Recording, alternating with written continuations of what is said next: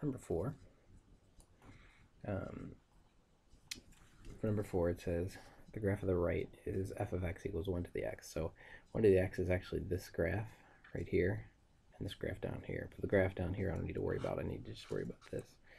It says I'm going to approximate the area under the graph from 1 to 2.2.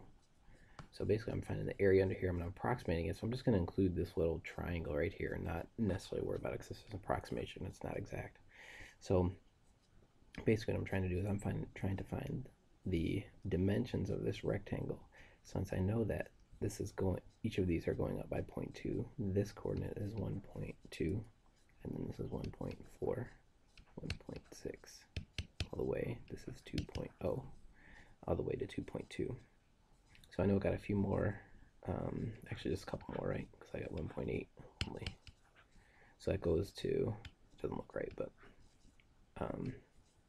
yeah, it's going to go out.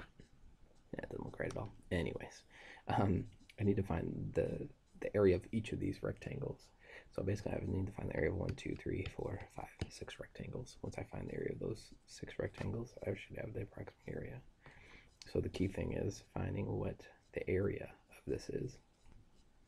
Find the area. I know I need the base times the height. The base of each of these is 0.2. Now I just need to find what this height is. Now remember, the height is just this y value, right? And f of x also stands for y, right? So I can say that y equals 1 over x. I know that this area right here of this one, because the height is 1, my x value is 1, so I find my y value at x is 1. So y equals 1 over 1, which equals 1.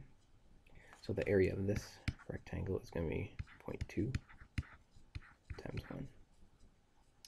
Area of the next rectangle, because the next point is at 1.2, I use the equation y equals 1 over 1.2 to find the height of the second rectangle.